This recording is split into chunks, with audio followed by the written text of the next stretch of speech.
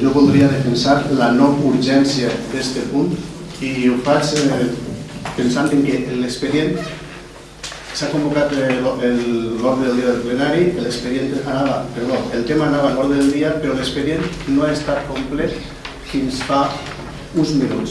A les 8:02 el senyor secretari s'ha adreçat a nosaltres i ens ha dit que s'acabava d'incorporar l'informe del senyor interventor al respecte. Entonces pensem que això no és una manera de tramitar un expedient tan important com el que ens ocupa.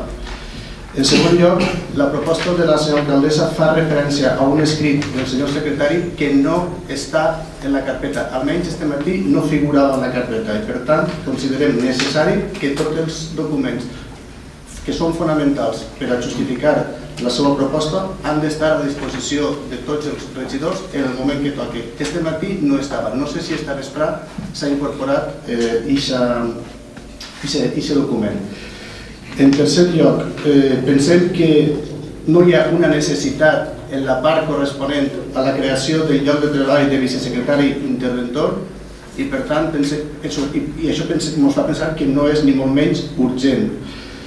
En quart lloc, pensem que aquest punt en tot cas hauria d'anar separat. Per un costat l'amortització de les places de la plantilla i per altra banda la creació de la plaça de vicesecretari interventor. Això evidentment és més discutible, però nosaltres podem estar d'acord o no en l'amortització de places, segons quines places, i podem estar o no d'acord en la creació de la plaça de vicesecretari interventor.